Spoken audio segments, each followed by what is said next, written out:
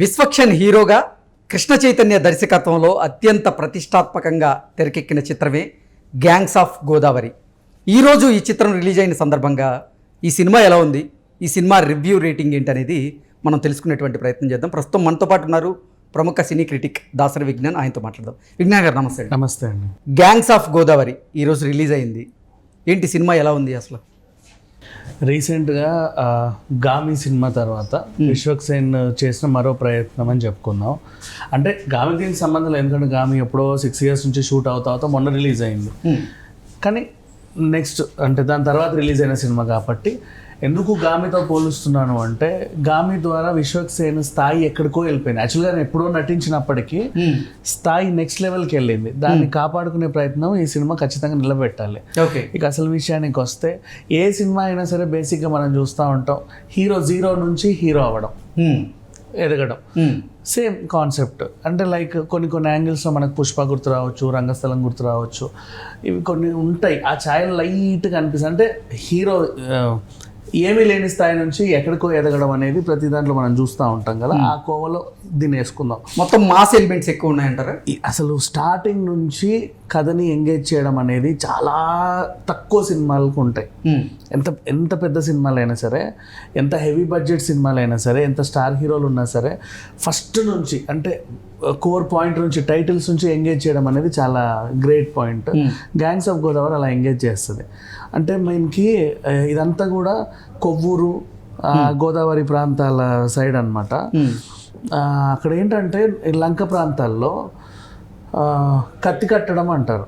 కత్తి కట్టడం అంటే ఏంటంటే, ఎవరినన్నా చంపాలి అని వాళ్ళ మైండ్లో ఫిక్స్ అయితే అమ్మవారి దగ్గర ఉన్న కత్తి మీద వాడి పేరు రాసి అలా పెట్టే ఉంటుంది.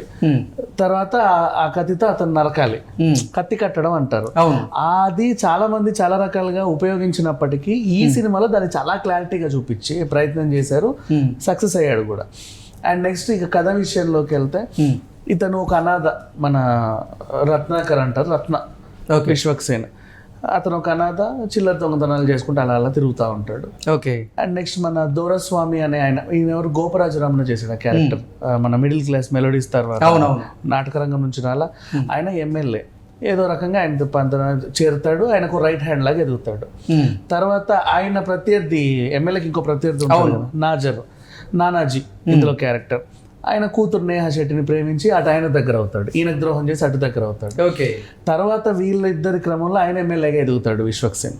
ఈ ఎలా ఎదిగాడు అనే క్రమంలో సినిమా అనేది చాలా కన్విన్సింగ్గా చూపించారు. యాక్చువల్లీ మనకేంటంటే, సినిమా చూస్తున్నంతసేపు ఎక్కడో చూసిన పాయింట్స్ లానే అనిపిస్తాయి.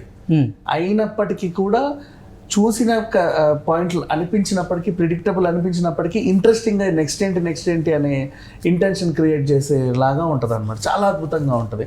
ఇంకా బోల్డ్ అని క్యారెక్టర్స్ ఉన్నాయి. అందులోనే అంజలి ఒక వేశ్య క్యారెక్టర్. ఆవిడకి దగ్గర అయ్యి ఇతని ఎదిగిన క్రమం ఏంటి, తర్వాత ఇతన్ని చంపడానికి నలుగురు తన మనుషులు ఇతన్ని చంపడానికి కత్తి కట్టారు, అంటే విశ్వక్సేన్ పేరు రాసి ఉంటాయి. ఎందుకు వాళ్ళు ఇతన్ని చంపాలనుకున్నారు ఏంటి అనే నేపథ్యం, ఇదంతా కలిపి కథ సమాహారం బేసికలీ. అండ్ అసలు స్టోరీ లైన్ ఏంటి? స్టోరీ లైన్ అసలు అంటే లంక ప్రాంతంలో కత్తి కట్టడం గురించి ఇంట్రెస్టింగ్ గా చెప్దాం అనుకున్నా. ఆ సంస్కృతి సాంప్రదాయాన్ని ఈ కథ అల్లుకున్నారనమాట. దాంట్లో సఫలమయ్యాడు కృష్ణ చైతన్య, 100% సఫలమయ్యాడని చెప్పుకోవచ్చు. అండ్ సినిమాని నటీనటుల పర్ఫార్మెన్స్ విషయానికి వస్తే, విశ్వక్సేన్ ఒదిగిపోయాడు, కానీ ఒక చిన్న మైనస్ అంటే, ఇది గోదావరి యాస రావాలి కదా. అవును. కాకపోతే అప్పుడప్పుడు ఆ తెలంగాణ యాస వచ్చేసి, విశ్వక్సేన్ కోర్ తెలంగాణ, అవును, ఆ లాంగ్వేజ్ తనకు కొంచెం కొత్త, అది గోదావరి యాస. అక్కడ కొంచెం తడబడ్డాడు తప్ప యాక్టింగ్ విషయంలో ఎక్కడ మర్చిపెట్టాల్సిన అవసరం లేదు. అవుట్ అండ్ అవుట్ ఆ పర్ఫార్మెన్స్ భలే ఇచ్చాడు. అండ్ అసలు విశ్వక్సేన్ గుర్తు, అంటే ప్రతి సినిమాకి ఆ యాస అనేది ఆ పాత్రకు సంబంధించి అత్యంత ప్రాధాన్యత సంతరించుకుంటుంది. పైగా 90s లో జరిగే కథ అంటే ఇంకా పూర్తి యాస, అసలు పుస్తకాలు లేని టైం లాగా యాసలోనే బతికేయాలి. అంటే ఈ మన సెల్ ఫోన్లు ఇవన్నీ లేని కాలం అనమాట. 90s లో జరిగే కథ ఇది. సో ఉండాలి, బట్ అదొకటి చిన్నగా మిస్. మిగతా వాళ్ళందరూ ఓకే. ఇంకా గోపరాజ్ రమణ జీవించేశాడు, ఆయనకి రంగస్థల నటుడు కాబట్టి ఈ సినిమా ద్వారా ఆయనకి ఇంకా బోల్డ్ అన్న అవకాశాలు వస్తాయి. ఆ నేహా శెట్టి అండ్ నాజర్ పాత్రలు చిన్నవే అయినప్పటికీ కథలో కొంచెం కీలకం. మిగతా క్యారెక్టర్స్ అండ్ వేష క్యారెక్టర్లో అంజలి చించి పడేసింది. ఓకే, అసలు ఆమె మొన్నే గీతాంజలి రిలీజ్ అయింది పార్ట్ 2, ఇప్పుడు ఇది ఎక్సలెంట్.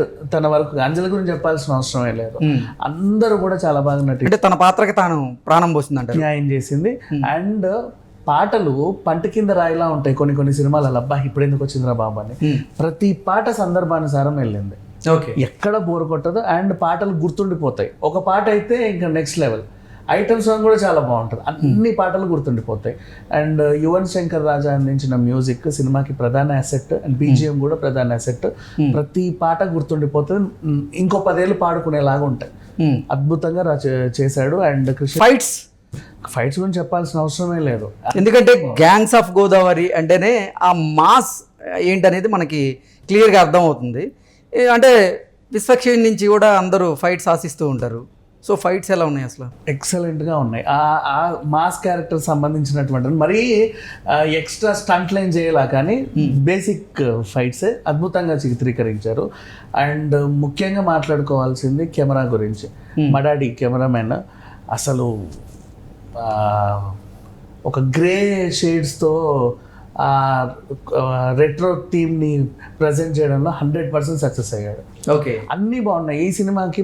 అంటే ప్రతి ఫ్రేమ్ని ఆ రోజుల్లోకి తీసుకెళ్ళగలిగాడా హ్యాపీగా, ఆ కాలానికి తీసుకెళ్ళి మనకు చూపించాడు. ఇక సితార ఎంటర్టైన్మెంట్స్ నిర్మాణ విలువల గురించి మాట్లాడుకోవడం అంటే వాళ్ళు ఎంతున్నా ఉండాల్సినంతలో ఉన్నంత బాగా పెడతారు. సో అన్నీ బాగున్నాయి ఈ సినిమాకి, మర్చిపెట్టడానికి ఏమీ లేదు. కథ బాగుంది, కథనం బాగుంది, పాటలు, పాత్రల తీరుతెన్నులు A to Z ఒక మంచి సినిమా చూసామన్న ఫీలింగ్ అయితే. స్క్రీన్ ప్లే అండ్ డైరెక్షన్ ఎలా ఉంది? చాలా ఇంట్రెస్ట్గా సాగుతుంది. నెక్స్ట్ టైం అవుతుంది మనకు ఆల్రెడీ తెలుసు, అయినా సరే దాన్ని చూడడానికి ఇంట్రెస్ట్ చూపిస్తాం. అది మ్యాజిక్ ఇక్కడ. మళ్ళీ నెక్స్ట్ ఏం జరుగుతుంది, నెక్స్ట్ ఇంటెన్షన్ ప్రతి ఒక్కళ్ళలో అలా ఉంటుంది. నేహా క్యారెక్టరైజేషన్ ఎలా ఉంది? చిన్న పాత్ర, జస్ట్ అలా వచ్చి వెళ్ళిపోయింది. అంటే అంతే, ప్రేమ వరకు. జస్ట్ ఈవెన్ నానాజీ క్యారెక్టర్ కూడా చిన్నగానే డిజైన్ చేసుకున్నారు. బట్ కథకు మాత్రం ఓకే, తన స్క్రీన్ ప్రెజెన్స్ అంతా కూడా చాలా బాగుంది.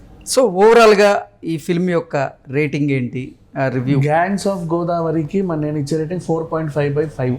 ఆ 5 కూడా ఏంటంటే కొంచెం రక్తపాతాలు అవి ఎక్కువయ్యాయి, అంత మించి ఇంకేమీ లేదు. అంటే కొంచెం చిన్న పాయింట్లో హింస ఎక్కువైంది, అంతకు మించి ఏం లేదు. మిగతా అంతా ఓకే. డైలాగ్స్ కానీ డైలాగ్స్ గురించి ప్రత్యేకంగా మాట్లాడుకోవాలి. 10 సార్లు చెప్పుకుంటారు, 10 మంది 10 సార్లు చెప్పుకుంటారు, అంత బాగా రాసుకున్నాడు ప్రతి డైలాగు. అన్నీ ఒక అంటే సినిమా ప్రమోషన్స్లో వీళ్ళు మీరేదో చూడబోతున్నారు, అద్భుతాన్ని చూడబోతున్నారని ఎంత కాన్ఫిడెంట్గా అయితే చెప్పారో, యాక్చువల్గా నిజంగా ఒక అద్భుతమే. కాబట్టే ఈ సినిమా ప్రమోషన్స్ కూడా నిన్న బాలయ్య వచ్చారు.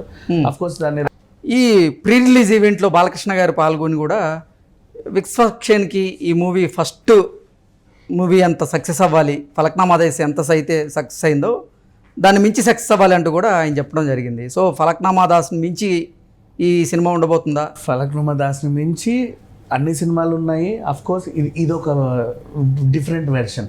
విశ్వక్సేన్ అదృష్టం ఏంటంటే మన ఇండస్ట్రీకి కూడా దొరికిన ఒక ఆనిముత్యం అని చెప్పుకోవచ్చు. చేసిన ప్రతి సినిమాలో ఒక డిఫరెంట్ క్యారెక్టర్స్ చేసుకుంటూ వచ్చాడు. ఆ ఈ నగరానికి ఏమైందిలో ఒక క్యారెక్టర్, మన దాస్ కదమ్కిలో టైప్ ఆఫ్ సేమ్ ఫలక్నుమా షేడ్స్తో అది.